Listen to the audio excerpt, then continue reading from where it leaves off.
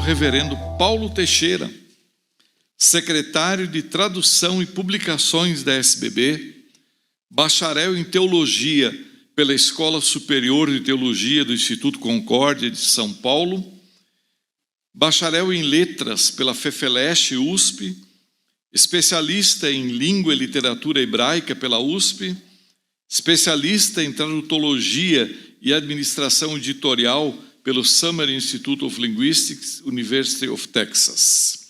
Convidamos o Paulo para nos trazer a primeira palestra, que abordará o tema Paz na Terra, perspectivas bíblicas para vivências de paz em meio a conflitos. Os palestrantes todos estão orientados a dedicar algum tempo no final da sua fala para a interação com os participantes que estão aqui no auditório e também aqueles que interagirem pelo chat. Tem gente assistindo de casa, de longe, e também pode fazer a sua pergunta no chat. Então, os palestrantes sabem que em determinado momento eles vão dizer, olha, a partir de agora é com vocês. E aí, duas meninas, cadê as meninas agora? A Camila e a Cleonice vão estar com o microfone, oferecendo a vocês o microfone para que façam a sua pergunta, a sua interação com o Paulo. Paulo, Deus te abençoe. Obrigado. Eu saúdo a todos com a paz de Cristo. Nunca me pareceu tão apropriado fazer assim, saudar com a paz de Cristo. Não é só porque esse é o tema do 18º Fórum de Ciências Bíblicas desse ano, mas também porque o mundo em que nós vivemos, está sedento de paz. A nossa sociedade, as nossas famílias, o nosso íntimo, quem sabe, está precisando de paz. Talvez você tenha vindo aqui por causa disso. Você esteja precisando de paz, como eu preciso de paz. E tenhamos vindo ao lugar certo. Quando nós paramos alguns instantes para observar o que está ao nosso redor, nós notamos um embate conflitivo entre a cultura de morte e a cultura de vida. Uma cultura de guerra e uma cultura de paz. O que só cresce em dimensão e em relevância num ano em que os efeitos de uma pandemia ainda se fazem sentir. Num ano em que conflitos armados, como o conflito da Ucrânia, entre tantos outros, porque às vezes damos atenção apenas a esse, mas há outros conflitos, nas nossas cidades, nas nossas periferias, nos rincões do nosso país. Um ano também de eleições no Brasil. Eleições majoritárias, notadamente polarizadas, como se houvesse uma luta entre bem e mal se travando. E as eleições estão tanto aguerridas, talvez possam se aquecer ainda mais. Cada um desses eventos traz consigo o potencial conflitivo. Ele pode explodir em conflitos. É em meio a tudo isso que a SBB escolheu o tema desse fórum. A Bíblia, o livro da paz. Por isso, de novo, a paz de Cristo a todos. Eu agradeço a organização do evento, Mário, todo mundo que se mobilizou para que esse evento acontecesse de novo, voltasse à sua forma presencial, por ter recebido esse honroso convite para trazer essa palavra de abertura. Conversando com o Mário, com José Roberto, com outros colegas da equipe SBB, nós definimos que esse prelúdio, porque essa primeira palavra é um prelúdio, traria esse tema. Vamos ver aqui. Paz na Terra. Paz na Terra, perspectivas bíblicas para vivências de paz em meio a conflitos. É um prelúdio, porque o fórum, como tal, é um grande concerto. E um prelúdio a um grande concerto, o que ele faz? Ele antecipa algumas notas do concerto. Ele antecipa algumas linhas, algumas melodias. Mas o prelúdio realmente não é o concerto. Ele é só um gostinho, é uma palhinha. E eu vou trazer algumas palhinhas de sonoras temáticas sobre as quais nós vamos ouvir com mais tempo hoje, nessa tarde, nessa noite e ao longo do dia de amanhã. Isso vai ser trazido com mais profundidade, com mais tempo, por meus colegas preletores, que pouco a pouco vão assumir também esse púlpito. Com essa fala inicial, eu espero preparar uma base para reflexão. Então, nós estamos começando a pavimentar uma base, reunindo elementos conceituais, conceitos importantes da área da teologia, da área da ética, e são conceitos que brotam da Bíblia. Nós somos uma sociedade bíblica, uma sociedade da Bíblia. Então, nos baseamos na Bíblia. Os conceitos sobre os quais nós vamos falar brotam da Bíblia. E eles constituem desafios e perspectivas para a nossa vida. Para viver uma paz. Que paz é essa? É uma paz que excede o entendimento humano. Filipenses 4:7. É uma paz como o mundo não a pode dar. João 14:27. Mas isso o Marcos vai falar amanhã, né? Então, tchauzinho aí, Marcos. Em João 14:27. Somente Cristo pode dar essa paz. Cristo. Cristo o que é? Ele é a palavra que caminhou entre nós. E que continua caminhando. Ele continua sendo o centro das Escrituras Sagradas. O centro desta mesma Bíblia. Que registra e continua a clamar e exclamar em alto e bom som isso aqui. Paz na terra. Nessa primeira parte, eu vou explorar esse viés da paz na terra. Que a paz aterrisse em nossa relação com Deus. Por que a paz aterrissar? Porque o termo paz na terra vem desse versículo aqui. A expressão está em Lucas 2,14, paz na terra, no contexto do nascimento do nosso Senhor Jesus Cristo, o evangelho do Natal. Foram os anjos, os mensageiros de Deus, é isso que significa a palavra anjo, mensageiro. Os mensageiros de Deus que cantaram glória a Deus nas alturas, e na terra paz entre os homens a quem Ele quer bem. Olhando para o nosso mundo de hoje, paz na terra soa como um juízo de valor, porque nos falta a paz.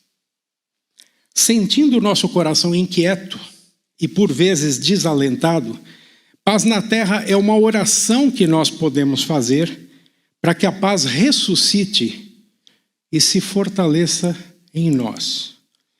Sabendo que essa palavra veio do coração de Deus, um Deus que nos ama, paz na terra é um suspiro cheio de esperança e júbilo diante da boa notícia de que o tempo se cumpriu e, enfim, chegou. Chegou na pessoa do recém-nascido menino de Belém. O Messias, o Cristo, ou simplesmente Jesus. E Jesus recebe esse nome porque ele salvará o seu povo dos pecados deles. Mateus 1:21.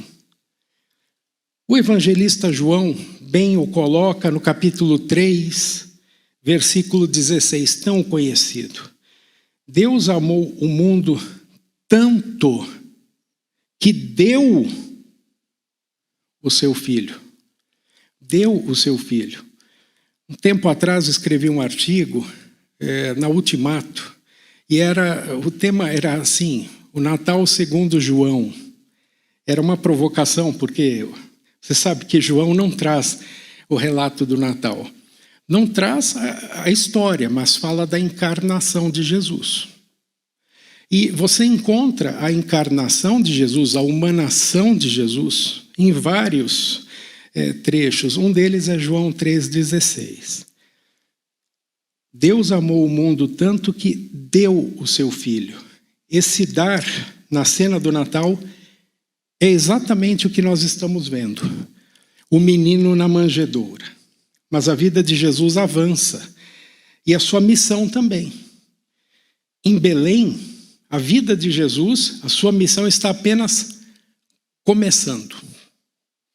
Ao contemplar o bebê Jesus, quando da sua dedicação no templo em Jerusalém, o velho Simeão proferiu, e eu vou dizer aqui em latim, porque isso acabou sendo conhecido na liturgia da igreja como um cântico, um dos três, Magnificat, Benedictus e o Nunc Dimittis. O Simeão disse assim na bela tradução de Jerônimo, Nunc dimittis servum tuum Domine, secundum verbum tuum in pace, quia viderunt oculi mei salutare tuum.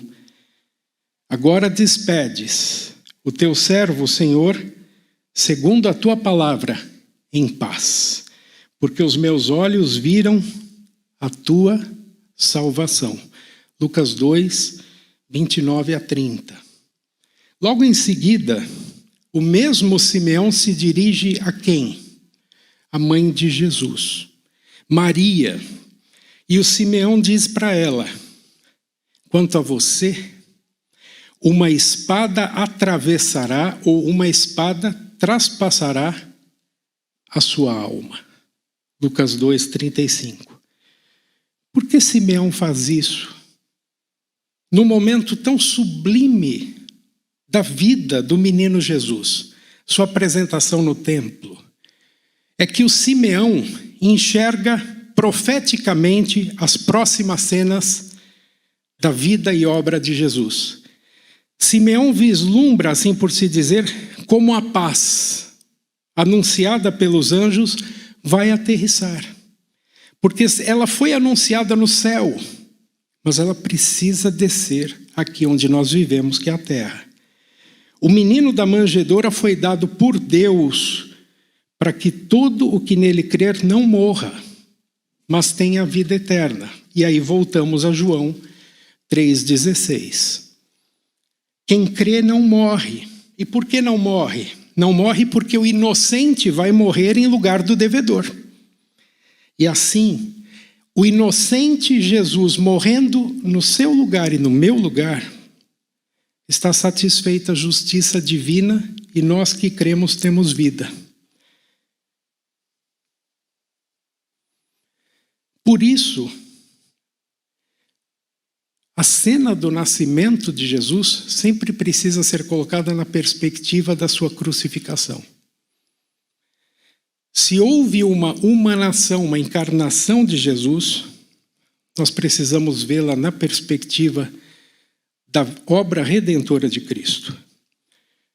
Tanto quanto quando lemos Lucas 2, 1 a 18, o Evangelho do Natal, quando celebramos o Natal também isso acontece, nos nossos lares, nas nossas igrejas, seja por capricho, seja por desatenção, nós não queremos manchar aquela bucólica cena, a primeira delas, a cena do presépio, com notas da paixão e morte de Jesus. Para nós parece que não combina. E é por isso que o Natal perde a sua importância muitas vezes para nós, especialmente entre os protestantes.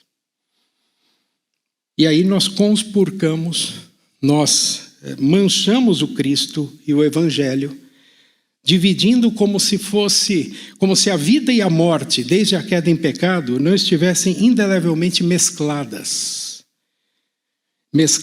no tecido da existência humana. Porque desde a queda em pecado, vida caminha ao lado de morte, morte ao lado de vida. Isso só pode ser desfeito com o Cristo, que é um Deus, um homem. e que morre como Deus e homem para satisfazer a justiça divina. A obra redentora não está de maneira nenhuma desvinculada do seu nascimento.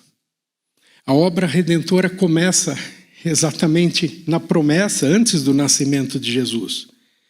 A Eva nascerá um filho, e de gerações e gerações e gerações que esperaram, finalmente a boa notícia se cumpriu por meio de Maria. Mas a boa notícia não é o nascimento apenas. Ela culmina na cruz e na sepultura vazia, que são, em resumo, como Lutero expressou, a morte da morte. Na cruz e na sepultura vazia, a morte morre. No nascimento de Jesus, a morte começa a morrer, mas ainda está na UTI. Então Jesus precisa morrer e ressuscitar, derramar o seu sangue para purificar a todos. Para exemplificar uma boa e equilibrada teologia do Natal e do paz na terra,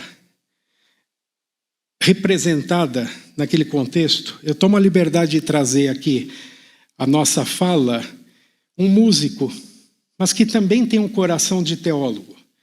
É Johann Sebastian Bach. Ele viveu entre 1685 e 1750. Em 1734, Bach, o mais genial e prolífico compositor do barroco alemão, compôs o Weihnachtsoratorium, que é o oratório de Natal. Eu trouxe aí a capa de um CD que traz o oratório de Natal. É uma longa peça. Ela é baseada especialmente em Mateus 1 e 2 e em Lucas 1 a 3. Ela foi subdividida em 6 partes. 2 para a véspera do Natal, 2 para o dia de Natal e 2 para o dia seguinte ao Natal. Assim que as pessoas se reuniam numa igreja para ouvir o oratório de Natal durante 3 noites. E assim era a tradição. E tinham que fazê-lo, porque a música durava 6 horas. Então, tinha que ser 2 horas, mais 2 e 2. Era mais ou menos assim que se fazia. Havia música instrumental, música coral, com direito a muitas áreas e recitativos, além de um evangelista narrador. O narrador se colocava na posição de um evangelista.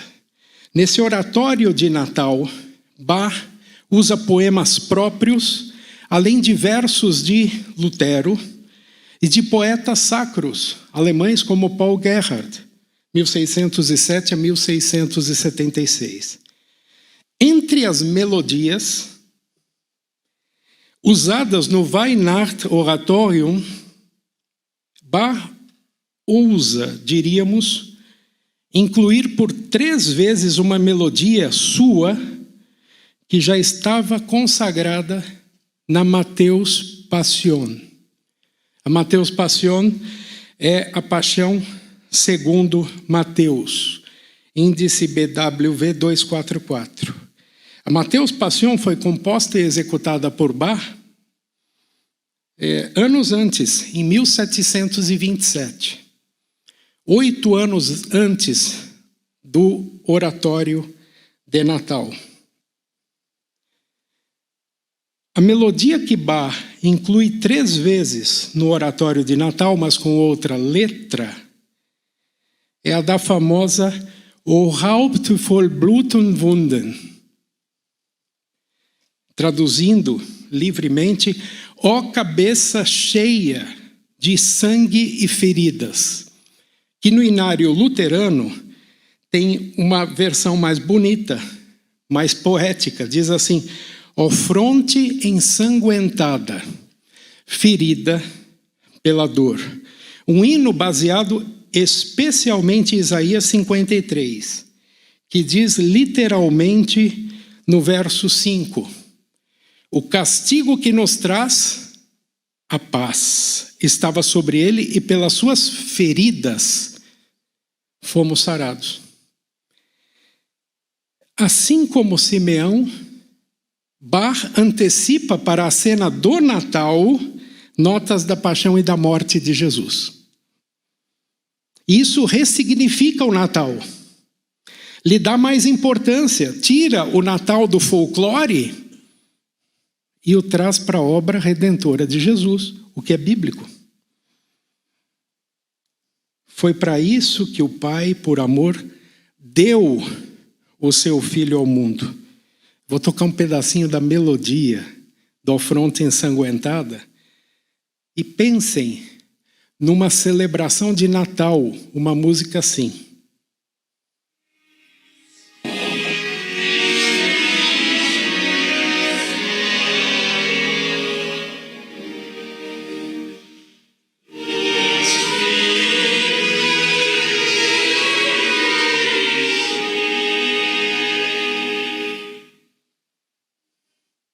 Um pouco triste, né?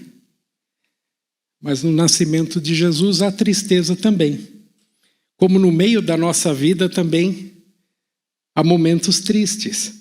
E ao lado da nossa vida, conforme avançamos e celebramos nossos aniversários, a morte também está caminhando conosco.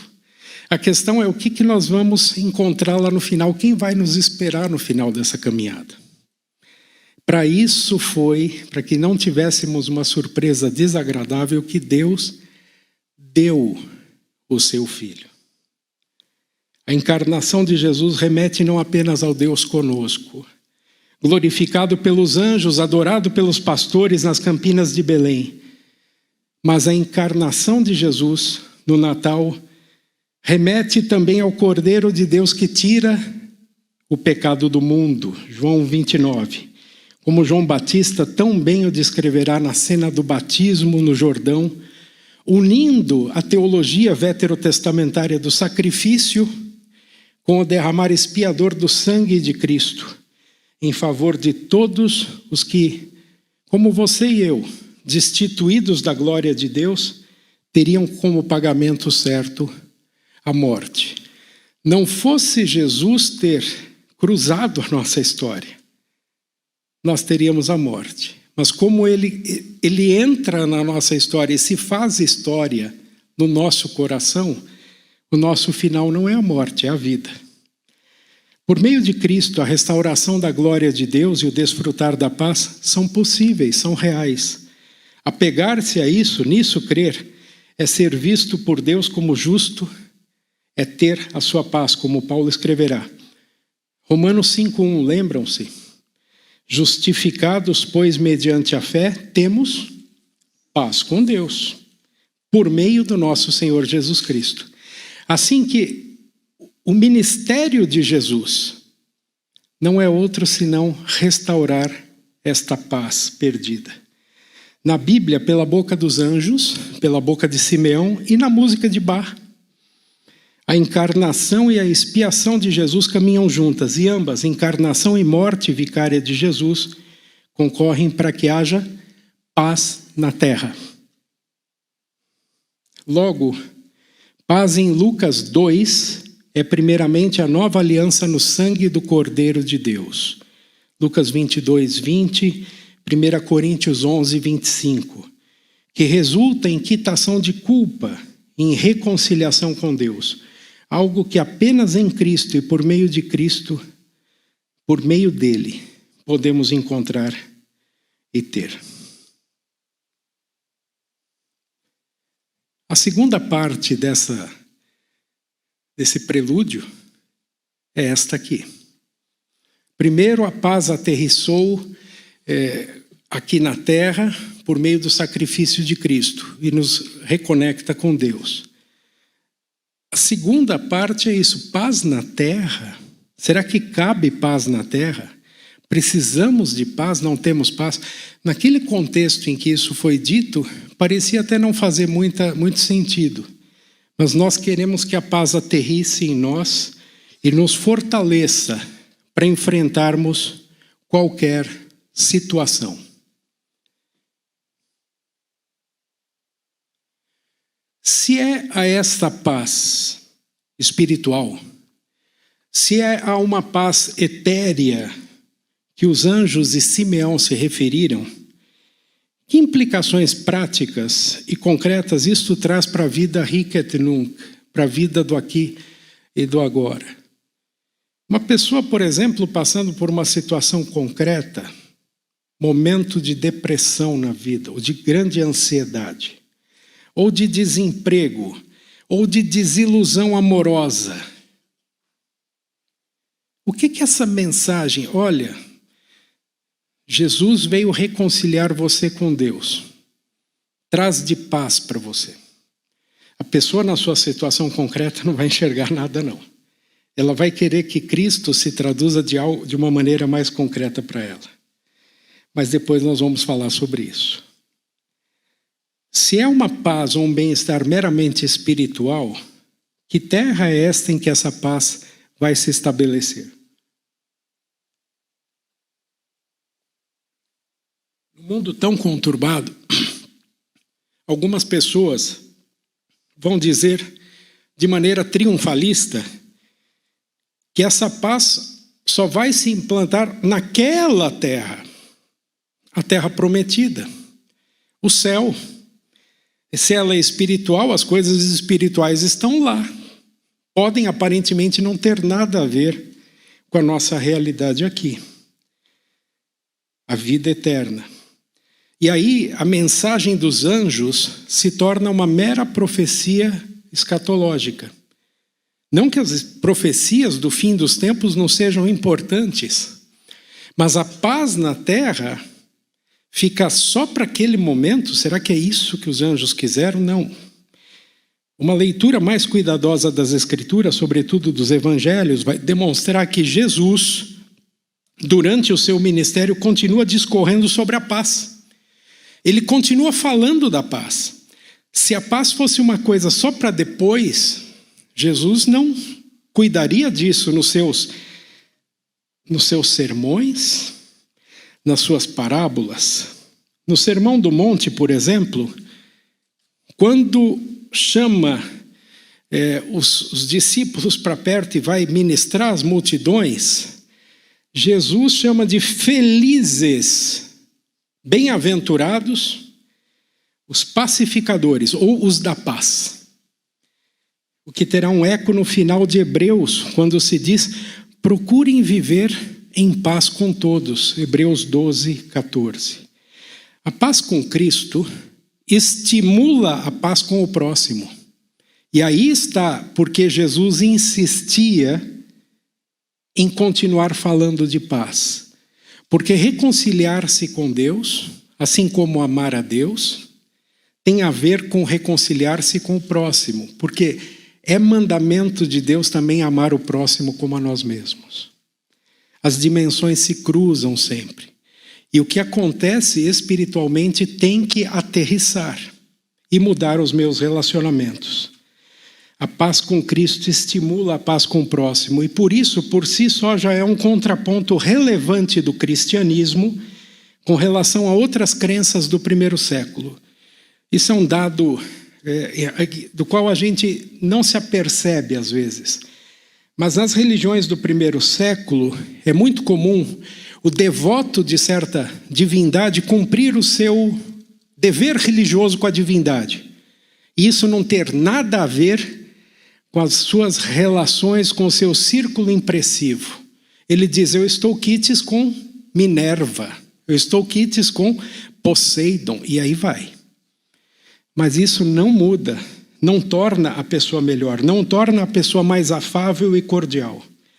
Mas Cristo e os cristãos são diferentes. A paz de Cristo, em profunda relação com o binômio amar a Deus e amar o próximo, é diferente daquilo que o mundo concebe ou define como paz. A humanação ou encarnação de Jesus deu-se num período conhecido como a Pax Romana, ou a Pax Augusta, um período delimitado entre 27 a.C., quando César Augusto ascende ao império, e 187 depois de Cristo, com a morte de Marco Aurélio. Um retrato da Pax Romana, algumas imagens para nós termos uma ideia do que foi isso. Foi um período com invejável estabilidade no mundo civilizado. Por isso, para algumas pessoas, Jesus pregar a paz podia não fazer sentido. Nós já estamos vivendo o período da Pax Romana. Bom, isso do ponto de vista da história do império. Mas da história das relações do dia a dia, não. A história do dia a dia mostrava uma coisa diferente. Mas foi um período de invejável estabilidade no mundo civilizado, que era como os romanos consideravam seus domínios. Fora das fronteiras viviam os bárbaros, eram assim chamados. O domínio da língua grega, o grego popular ou koiné, facilitava a comunicação dos povos. O latim, aliás, só era falado, ou mais falado, em Roma, pelos nobres, pelo imperador, pelos senadores e pela guarda pretoriana. O restante do povo falava grego e se comunicava em grego. Olha a genialidade de Deus em fazer o Novo Testamento ser revelado em grego, né? Mas foi nesse mundo aí. O sistema de estradas pavimentadas e de rotas marítimas mapeadas tornava os deslocamentos possíveis e mais ágeis. E nessa plenitude do tempo, é assim que Paulo vai dizer lá em Gálatas 4:4, uma possível referência a esse momento da história humana como a Pax Romana. Nessa plenitude do tempo é que, para assegurar a paz, Roma mantinha sempre e pelo menos 50 legiões de soldados. 50 legiões, cada uma com 6.000 soldados, espalhadas pelos 4 cantos do império, em especial ao longo dos seus 9.000 quilômetros de fronteira. Se você olhar ali para o mapa, você vai ver que tudo que está colorido era Roma, era Império Romano. 9.000 quilômetros de fronteira. Então, 300.000 soldados. 300.000 soldados bem treinados, bem alimentados, bem educados, bem equipados, fora as tropas arregimentadas localmente, que mantinham em relativa ordem e paz uma população estimada entre 50 e 70 milhões de pessoas que viviam nas terras romanizadas. Paz, no contexto da Pax Romana, é submissão, porque a paz é armada. É submissão à soberania de Roma, e não se podia colocá-la à prova sem consequências drásticas. Mas por ser uma paz imposta, volta e meia revoltas locais desafiavam essa paz. Tomando apenas a Palestina, era o nome que os romanos davam a Israel nos dias de Jesus. Pensando só na Palestina como exemplo, nós temos revoltas de vulto na primeira década, depois do nascimento de Jesus. Na Galileia, por exemplo, centrada na cidade de Séforis, que fica a 7 quilômetros de Nazaré, ocorre uma revolta ali na primeira década, entre o ano 1 e 10. Ela foi sufocada por 20.000 soldados. 20.000 soldados. Para caçar pessoas que atiravam com pedra e estilingue. No final da revolta, 2.000 galileus foram crucificados. Há quem pense até que José, o pai terreno de Jesus, possa ter sido morto, crucificado, por causa dessa revolta. Isso explicaria a ausência de José já depois do nascimento de Jesus, ou de Jesus no templo com 12 anos. Fora essa revolta, a Pax Romana, na Palestina, por pelo menos mais, foi colocada à prova na Palestina por pelo menos mais 2 guerras judaico-romanas. Entre 66 e 70, nessa revolta, ocorreu a tomada e destruição de Jerusalém, com o templo, com tudo. Ela foi abafada por 20 ou 25 mil soldados, com 20 mil pessoas mortas em combate, e conforme o relato de Flávio Joséfo, pode haver um exagero aqui, mais de 1 milhão de mortos no cerco de Jerusalém. Pessoas que morreram de fome ou morreram de doença no cerco de Jerusalém. Nós não temos certeza sobre esse dado que Flávio Joséfo traz. Parece demasiado, mas está lá. Talvez ele tenha feito isso para valorizar Roma, né? Já que ele estava trabalhando para os romanos forçadamente depois disso. E ainda temos mais uma revolta, Bar Kokhba, Shimon Bar Kokhba, de 132 a 135. E nessa revolta, praticamente se extinguiu qualquer vestígio de autonomia judaica na Palestina, até a implantação do novo Estado de Israel em 1948. Talvez um milênio se passou aí. A paz imposta, ela é frágil. Exércitos não a podem garantir, sempre e nem para sempre. Você pode lançar mão de armas e de exércitos, não é isso. Já dizia o salmista, não é a força dos cavalos, né, que ganha a batalha. Um personagem da nossa história, dos nossos dias, que sentiu de perto esse drama, foi o teólogo Dietrich Bonhoeffer, que viveu no conturbado período que vai de 1906 a 1945, sendo ele próprio um mártir do Terceiro Reich. Em agosto de 1932, a Liga das Nações, organização antecessora da ONU, a Organização das Nações Unidas, promoveu em Genebra, na Suíça, uma bem intencionada, mas fracassada conferência pelo desarmamento, na qual malogrou a tentativa de evitar uma segunda guerra na Europa por meio da redução de exércitos e armamentos. Em dezembro daquele mesmo ano, de 1932, tendo esse fracasso da Liga das Nações como pano de fundo, Dietrich Bonhoeffer profere uma conferência com o título Christus und Frieden, Cristo e paz, ou Cristo e a paz. Ele fez isso no Deutsche Christliche Studentenvereinigung, que é a Associação Cristã de Estudantes. As notas daquela fala chegaram até nós por meio das anotações de um dos alunos de Bonhoeffer. Esse aluno morava em Berlim e era um bom aluno dele, e estenografou praticamente todas as suas frases. O nome do aluno é Jürgen Winterhager. E foi depois publicado esse artigo, essas notas do aluno, mas com autorização de Bonhoeffer e atribuídas a ele. Nas suas obras completas, conta, na sua Opera Omnia, primeiramente publicada em italiano, está lá esse texto, da Itália. Em Cristo e a Paz, Bonhoeffer se baseia essencialmente no Sermão do Monte, para falar de Cristo e a paz. E sugere que o Sermão do Monte, só é lido corretamente quando lemos com alma simples.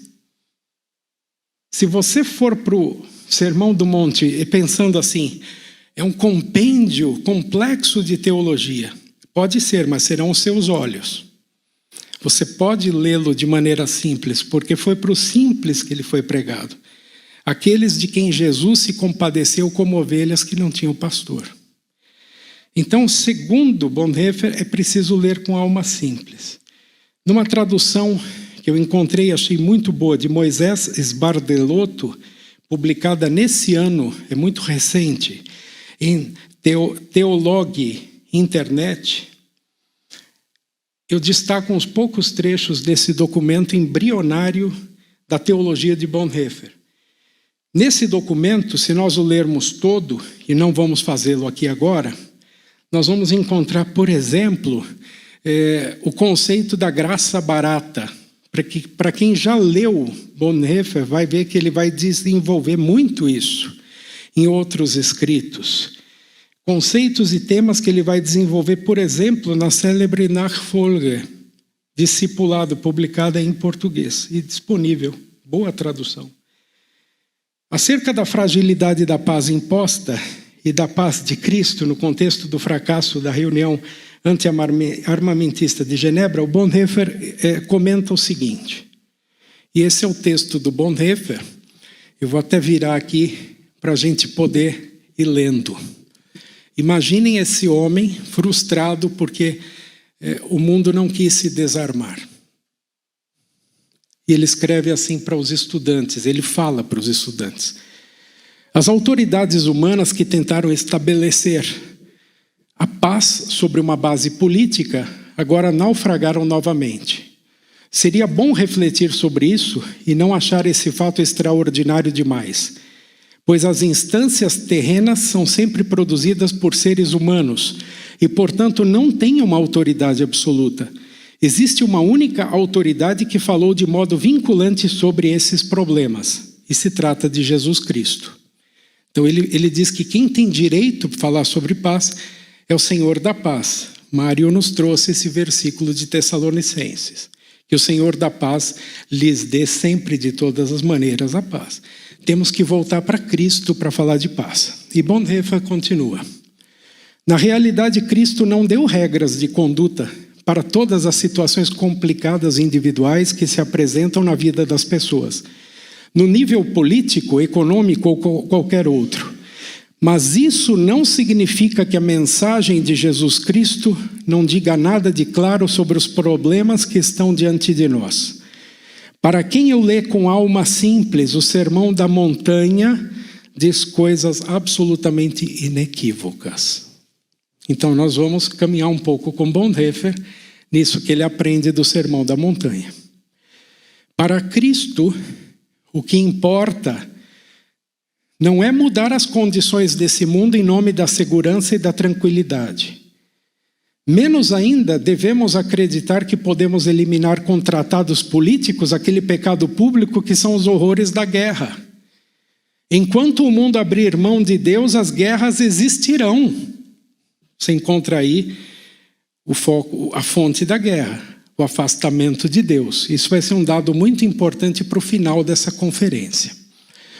Para Cristo, é muito mais importante que nós amemos a Deus, que nos coloquemos naquele segmento de Jesus, ao qual somos chamados com a promessa das bem-aventuranças.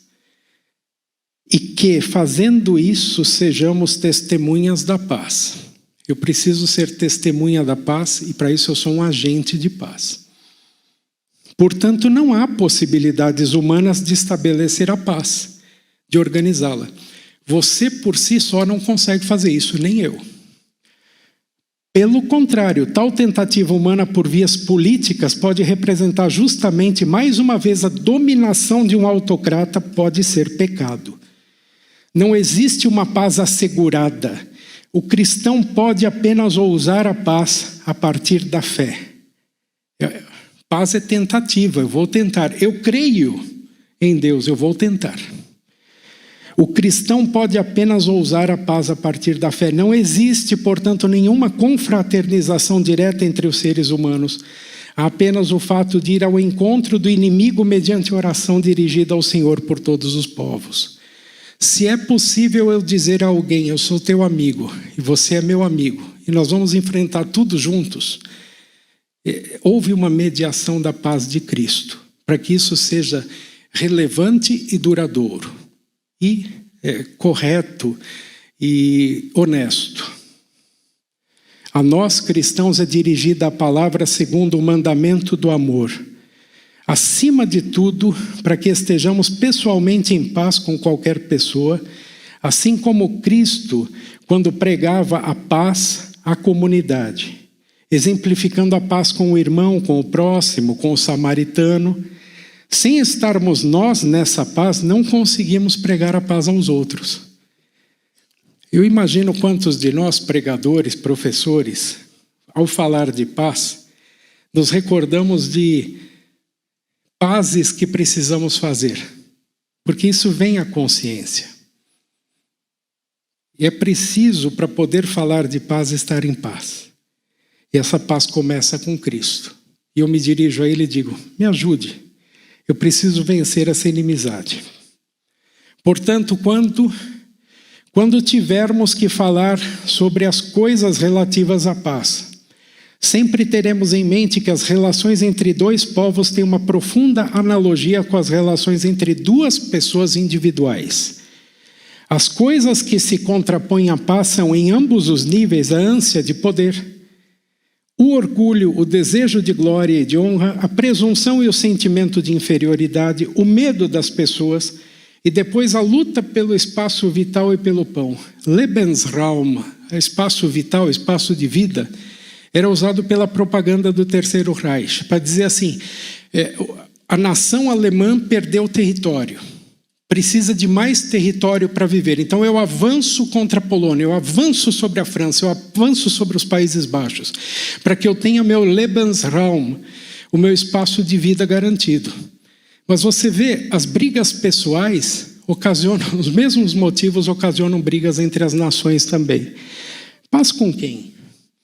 A paz autêntica é só em Deus e vem de Deus.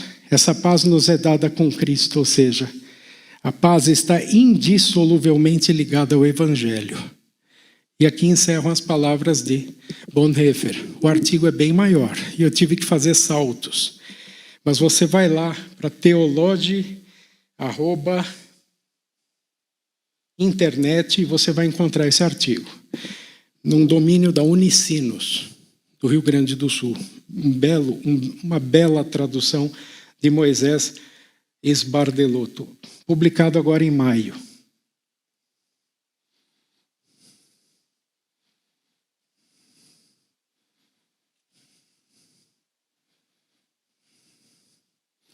Essa paz, sobre a qual discorre o Dietrich Bonhoeffer, é uma paz diferente. É a paz da qual fala o Evangelho. É uma paz conectada com Cristo. E se você quer descobrir quem é Cristo, você leia o Evangelho. Por isso que Bíblia, o livro da paz, tem tanto a ver. É paz conectada com Cristo, que semeia e faz brotar uma paz interna e duradoura, e a partir disso nos transforma de dentro para fora, e por isso mesmo transforma também a nossa maneira de experienciar as diversas circunstâncias pelas quais passamos na nossa vida. Assim é que Paulo, por exemplo, nos diz: aprendi a viver contente em toda e qualquer situação. Eu sei o que é passar necessidade e sei também o que é ter abundância. Eu aprendi o segredo de toda e qualquer circunstância, tanto de estar alimentado como de ter fome, tanto de ter em abundância como de passar necessidade. Tudo posso naquele que me fortalece. Vocês fizeram bem associando-se comigo nas aflições. A gente não lê esse último versículo normalmente quando lê o texto, mas tem essa dimensão do outro. Por isso eu incorporei aí.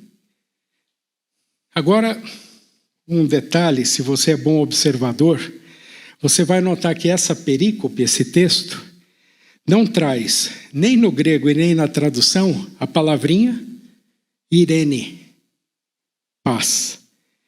Mas são justamente textos assim, como inclusive o Pai Nosso que Jesus ensinou no Sermão do Monte, e o sermão profético de Jesus em Mateus 24 e 25, em que pouco ou nunca aparece o termo Irene, que nos ajudam na compreensão de Irene do modo mais ampliado e bíblico que nós precisamos entender. A cessação de guerra tem a ver com Irene, mas não se limita a isso. Assim como a ausência de enfermidade, segundo a Organização Mundial da Saúde, não define saúde. Eu não tenho doença nenhuma. Não necessariamente você tem saúde. Não tem guerra nenhuma. Não necessariamente você está em paz ou o mundo está em paz. Uma rápida revisita à mitologia grega pode nos ser útil para aprendermos o que é essa Irene de maneira mais cabal. Eu prometo ao Marcos que ele vai falar mais sobre isso, justamente na sua palestra amanhã, Marcos, é isso? Amanhã. Ele vai falar sobre a paz de Cristo. A paz de Cristo. Irene ou Irene era a divindade da paz e das estações do ano, em particular da primavera. Essa figura que está aí, ela era uma das 3 ore, ou horas, divindades que guardavam os portões do paraíso. E aí eu estou na mitologia greco-romana.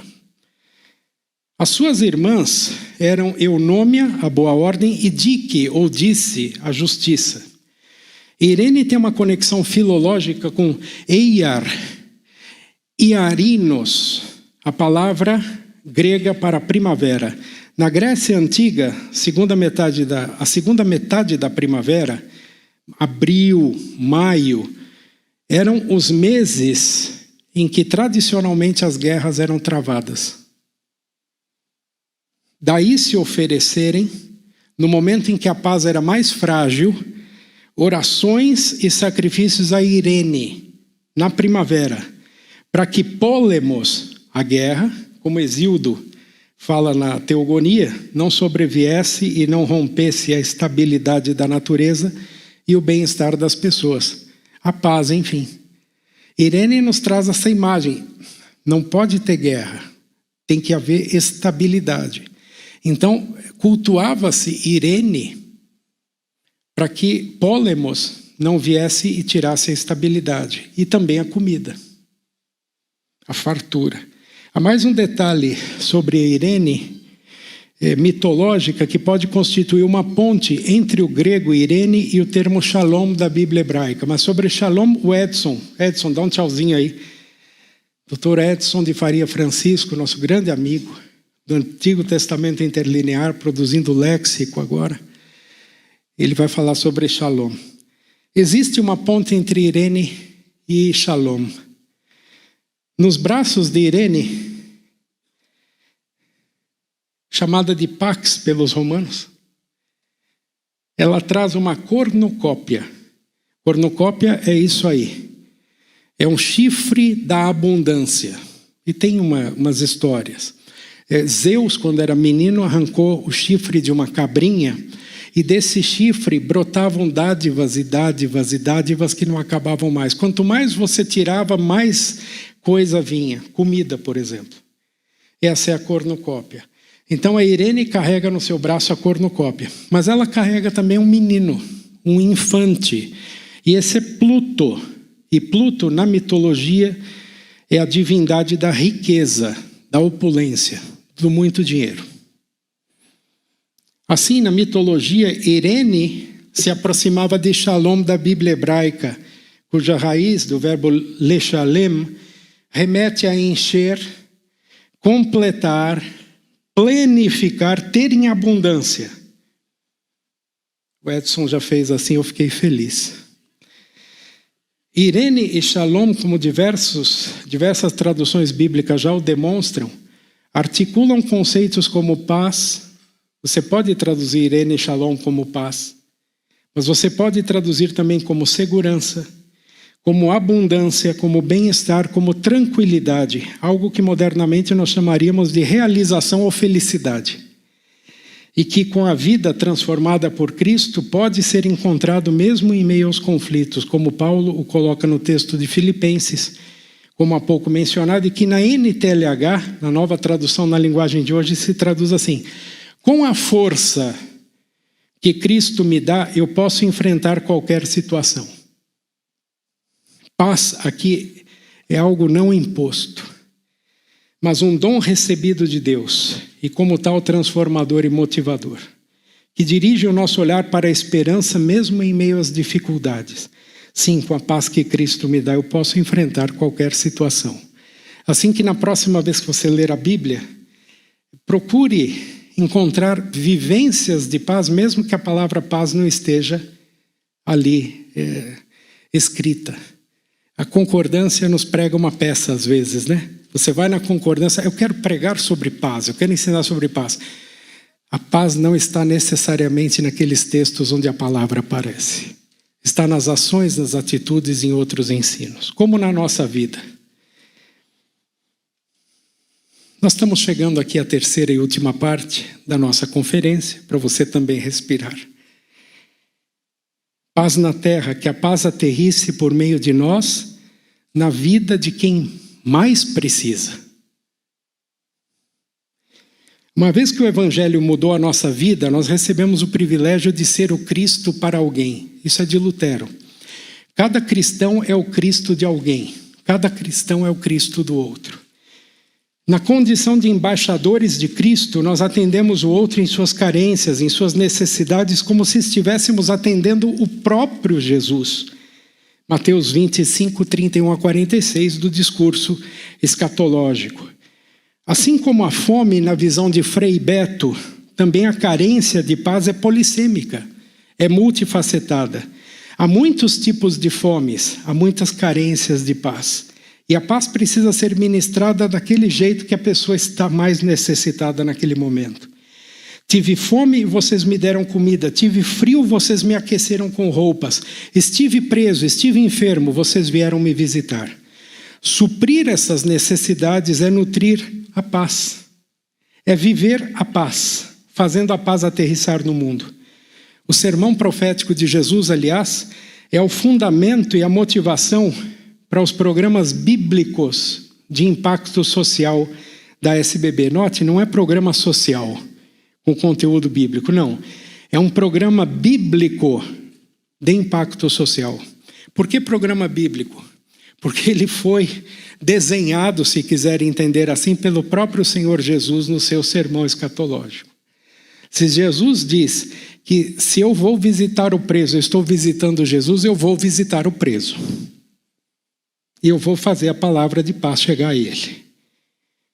A SBB desenvolve esses programas desde 1962, quando iniciou o programa Luz na Amazônia, que até hoje ininterruptamente semeia a palavra de paz entre ribeirinhos na Amazônia. São muitos os testemunhos de transformação que a palavra de Deus realiza em nosso país. Com a preciosa ajuda da Emilene, que não está aqui, está chegando de Brasília à noite, e das Adriana, toda a equipe lá, Flávia, nós separamos aqui algumas vivências de paz para compartilhar com vocês nesse fórum. E são vivências de pessoas reais. Os textos não estão ali, mas as fotos são muito ilustrativas. Nessa roda de conversa aí, que aconteceu no Pará, uma senhora chamada Jacirema Pinheiro, que é mãe da beneficiária Micaela em Dias, ela disse o seguinte: essa temática, falando sobre a roda de conversa, né? Ela disse assim: essa temática falou muito comigo. Desde que eu fui mãe, esqueci de cuidar de mim. No meio de tantos afazeres e demandas, ela tem uma filha deficiente visual, cega. No meio de tantos afazeres e demandas, essa roda me fez lembrar que preciso me cuidar mais a cada dia. Não só da aparência, mas internamente. Participando das rodas, eu percebo o quanto a minha vida está melhorando em vários aspectos.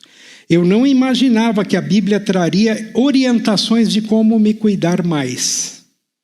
A minha esperança está renovada. Dias melhores virão. É uma pessoa que está nessa roda. Vamos continuar aqui nas vivências de paz. E aqui nós temos esse beneficiário, é o Ricardo José do Nascimento, programa Acolher Pessoas com Deficiência Visual. E o Ricardo, ele nos diz o seguinte: eu fico muito agradecido pela oportunidade de estar em um encontro como esse. A dependência emocional é um tema que faz sentido nas relações de uma pessoa com deficiência. Nós nos tornamos dependentes não só emocionalmente de outras pessoas, mas também dependemos dos outros para ter autonomia. Hoje aprendemos o quanto é importante identificar esses comportamentos. Eu estou saindo daqui com um olhar diferente para a minha vida. Esse é um espaço que aprendemos muito uns com os outros e, por meio da Bíblia, temos um direcionamento que nos traz tranquilidade e paz. Eu agradeço a oportunidade. Palavras do Ricardo. E ao lado dele, existem muitos outros testemunhos. Por exemplo, do Acácio de Farias Bri, beneficiário do programa Fortalecer o Vínculo Familiar do Preso. Lembra do discurso de Jesus? Do sermão? Olha o preso. Eu sou egresso do sistema prisional, diz o Acácio. Na época em que estive preso, eu recebia Bíblias para ler. E eu consegui mudar a minha maneira de ver o mundo. Fui me moldando para ser uma pessoa do bem. Parece que a Bíblia me pegou pela mão até eu conseguir sair da prisão. Olha a Bíblia pastoreando, né? Aprendi que não vale a pena ser um infrator e entendi que é possível mudar de vida. Eu não estou predestinado a dar errado. Na prisão eu consegui me acalmar. Eu senti que era um momento, uma oportunidade que Deus estava me dando. Uma chance de ser feliz e retornar à sociedade de forma diferente. A Bíblia transforma. Vamos ver mais um aqui? Aqui nós temos do Núcleo de Atendimento Social da SBB, que é aqui pertinho, né?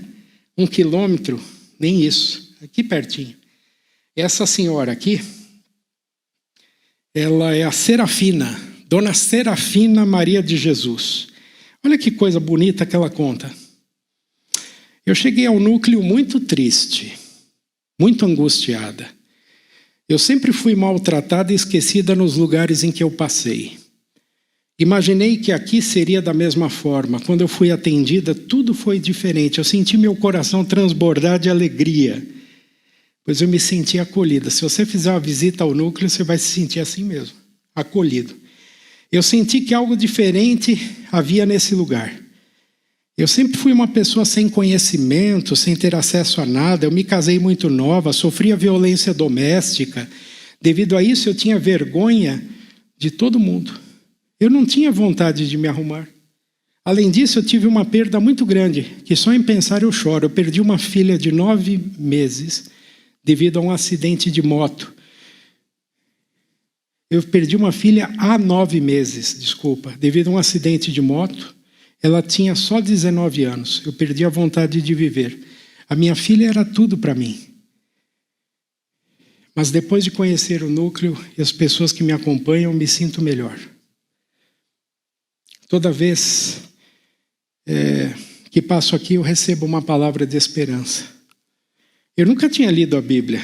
Toda vez eu choro. Eu não sei se é de tristeza, se é de alegria, mas eu me sinto mais leve. Aqui eu também recebo ajuda com alimentos, com leite. Isso mostra o quanto Deus ama a minha vida. Ele me encaminhou para o lugar certo. Obrigado a todos da SBB por me acolher no momento em que mais precisei. Ela fala da SBB, mas não pense na SBB não, pense na Bíblia. A Bíblia que nos estimula isso. Nós amamos porque alguém nos amou primeiro. E isso está na Bíblia. Vamos lá. Cláudio. Esse aí é o Cláudio Almeida Moura. Fortalecimento de vínculo na recuperação.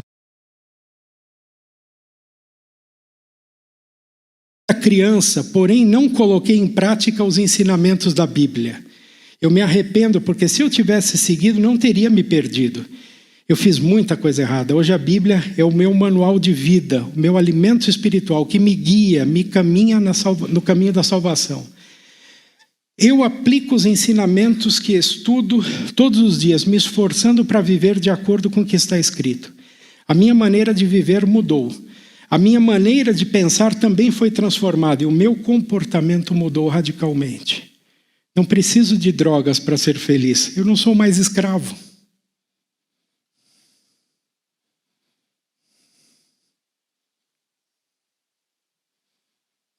Esse aqui é o Fabrício Paulo dos Santos, 31 anos. Se quisermos a verdadeira paz, ela está dentro da palavra de Deus, que é a Bíblia. O trabalho da SBB de levar a palavra é muito importante. A palavra é viva, edifica muito. Eu só tenho a agradecer pela ferramenta e o manual que trazem para cada um de nós. Possibilitou que eu ficasse longe das drogas. São tantos os motivos que me fizeram usar, nem consigo contar, mas na época eu não tinha opção.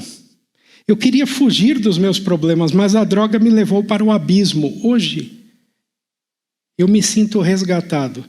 Sabe quando você não enxerga nada e a sua visão vai voltando aos poucos? Então, foi isso que aconteceu comigo. Palavras do Fabrício Paulo dos Santos. Ele é do Rio de Janeiro. E aqui, ó.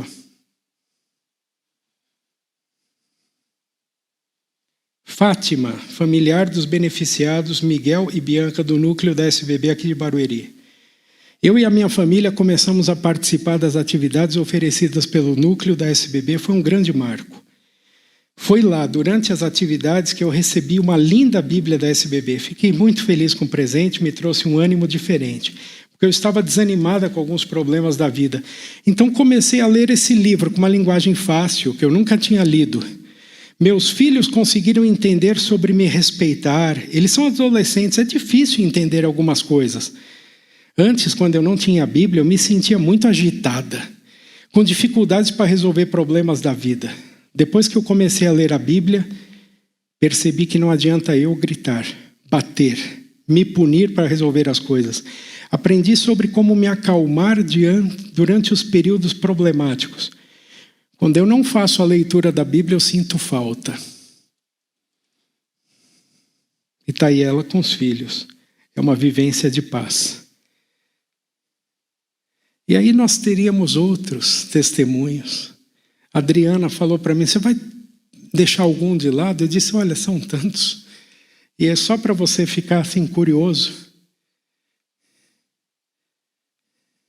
Você vai entrar no site da SBB, você vai ver testemunhos lá. Você entra em contato com a Sociedade Bíblica, você começa a aprender histórias maravilhosas dessas pessoas. E são problemas que não são delas, são coisas pelas quais nós próprios passamos. E às vezes a solução está tão próxima, abrir a Bíblia. Abrir a Bíblia, mergulhar na Bíblia. Deixar, como diz um amigo meu, deixar que a Bíblia leia a gente e interfira nos nossos conflitos íntimos. Eu acho que é por aí que a coisa se vai. Essas são vivências de paz que me recordam um conto de autor anônimo de um certo rei que certa vez fez um concurso e disse assim, eu quero que um pintor retrate a paz verdadeira. E o quadro que ganhou foi esse aqui.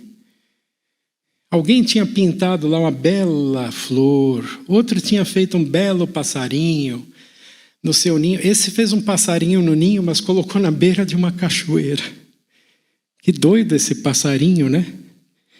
No seu ninho, ameaçado por essa cachoeira, se o volume d'água subir, o que ele vai fazer? A paz é isso, irmãos. A paz bíblica é isso. Nós sempre estamos no meio da tempestade. Ao lado da nossa vida caminha a morte, mas maior é Jesus que nos dá a vida. Muitíssimas pessoas se esforçam pela paz. Cada uma tem o seu jeito. O Alfred Nobel, 1833 a 1896, por exemplo, entre outros êxitos, foi o inventor da dinamite. Ele compactou a pólvora e inventou a dinamite. É certo que algumas vezes ele apertava tanto que o negócio explodia. Mas o inventor da dinamite estabeleceu no seu testamento como legado um prêmio a pessoas e organizações de diversas áreas em que ele, o Nobel, atuava.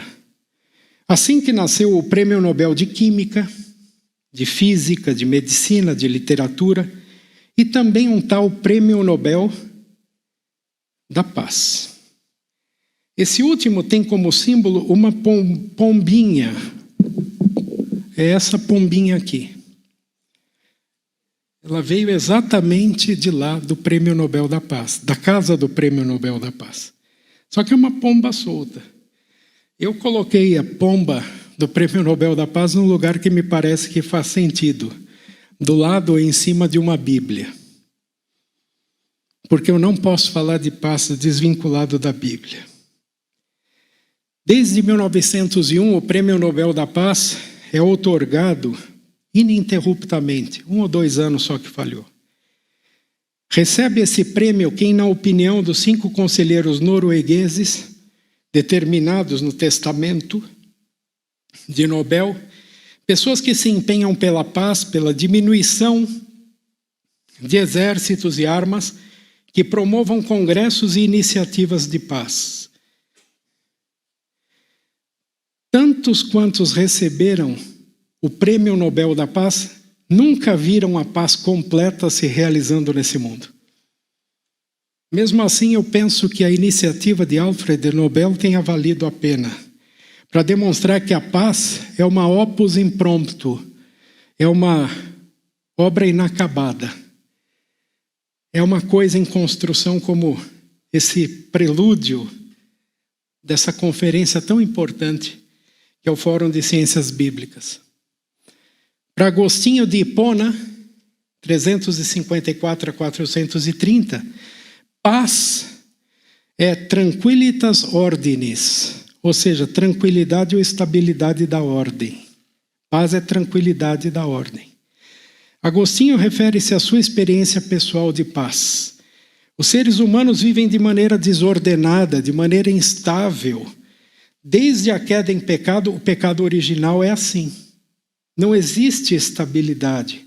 Há sobressaltos, há soluços, altos e baixos todos os dias nas nossas vidas. A existência, depois do pecado, se tornou sem descanso ou inquieta, inquietum, diz Agostinho. Essa inquietação, esse inquietum, gerou um anseio profundo de paz. Você e eu temos isso. Mas a paz permaneceria indefinida ou subjetiva enquanto fosse considerada como objeto de escolha de cada um. Eu não posso dizer assim, eu quero essa paz como eu escolho laranjas no supermercado.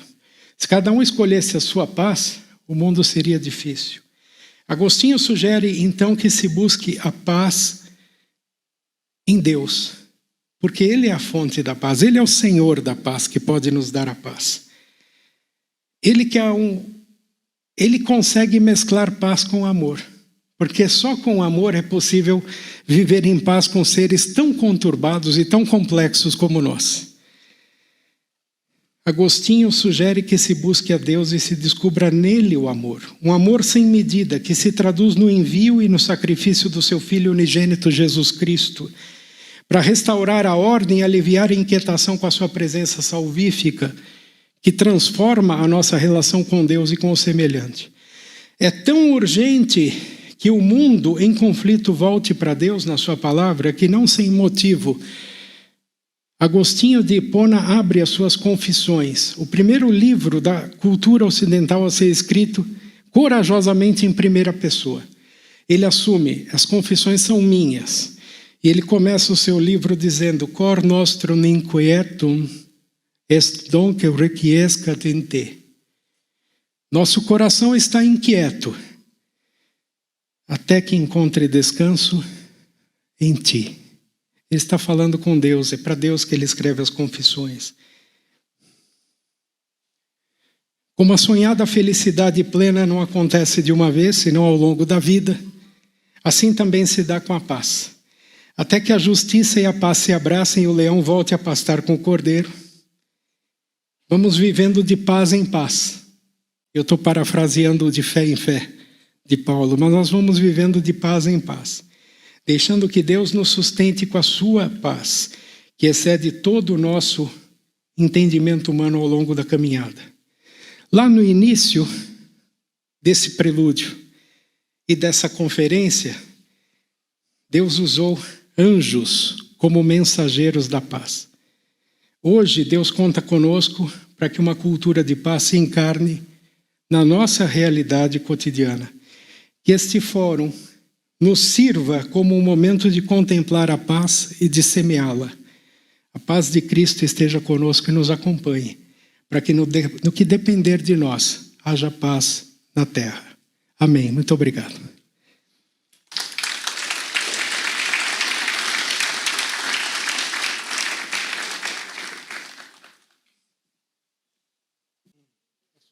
Paulo, nós temos crescido como igreja no país. Esses tempos eu vi uma estatística, né? Não vou citar a cidade aqui para não constranger ninguém, não é no nosso estado. E é o lugar que a per capita de igreja é maior na América Latina. Mas isso não impacta nada, que é uma das regiões onde o crime e a violência é tão quanto grande quanto a per capita das igrejas.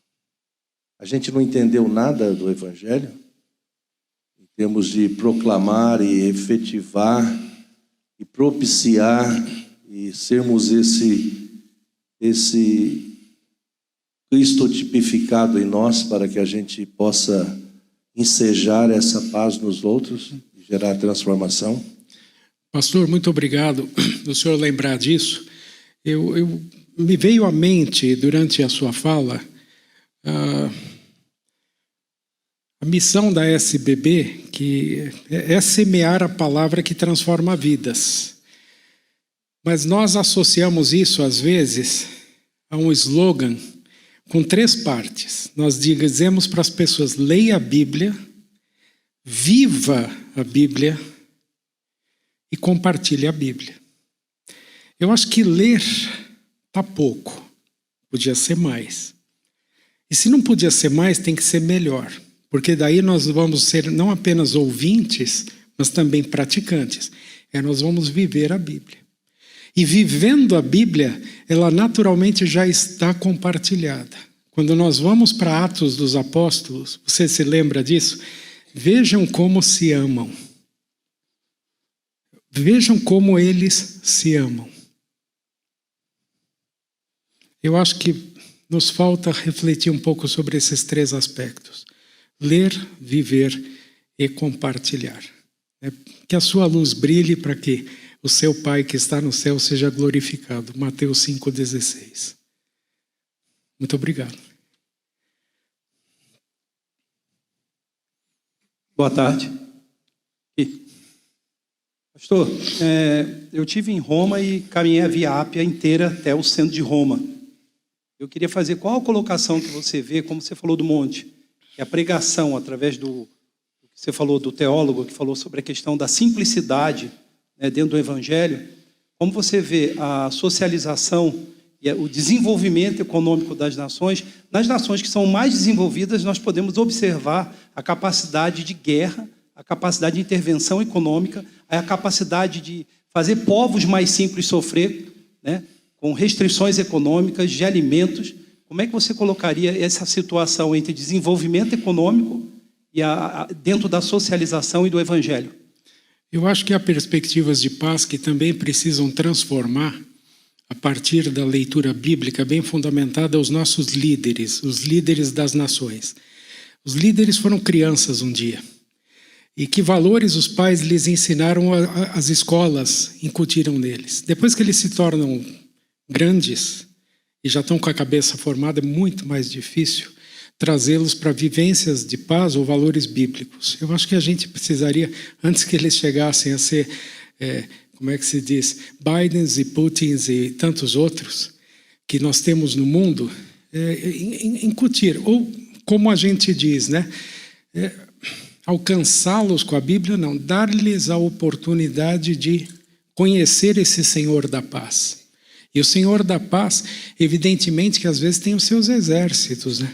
O Deus de Israel também é Adonai Tsevaot, que às vezes traduzimos como Senhor dos exércitos, mas por uma boa causa. Agora, quem julga as causas é Deus. Então nós precisaríamos aproveitar as primeiras chances que temos de continuar semeando a Bíblia, para que as pessoas possam enxergar o mundo na perspectiva da Bíblia. E você falou de Bonhoeffer, né? Você lembrou do Bonhoeffer. Não existe paz desconectada do Evangelho. Então, se eu quero diminuir a opressão econômica, eu tenho que mostrar o Evangelho. Se eu quero aumentar a solidariedade entre os povos, eu tenho que ir para o Evangelho. Bonhoeffer trata desse assunto do Lebensraum, que é o espaço vital. Tem gente que com um país tão grande ainda está devorando espaço do país do outro porque diz que não tem espaço suficiente para a sua gente morar e viver. E nesses países tem igreja, nesses países tem cristãos. Então, talvez tenha faltado um pouco viver isso aí, mas certamente faltou ensinar para que eles já crescessem com isso no coração. Mas quem julga é Deus. Eu não quero aqui entrar e tomar um partido, porque quem julga é Deus.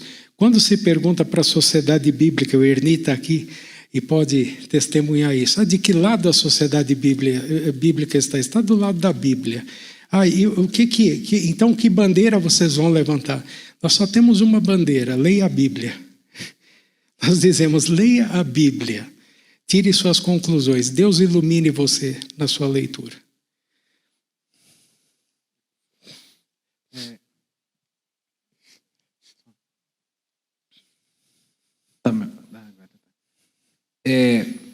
Eu gosto daquele texto de Hebreus, no capítulo 12, versículo 14, que fala: segui a paz com todos e a santificação, sem a qual ninguém verá a Deus. Como é possível seguir a paz com todos se não são todos que estão dispostos a aceitá-las? É possível termos paz diante de todos? A paz não é imposta pelo Evangelho. O próprio apóstolo Paulo disse: tanto quanto depender de vocês, procurem ter a paz com todos. Então ela não é imposta. Como não pode ser imposta por exércitos, ou não deveria, ela não é imposta pelo próprio Evangelho para nós.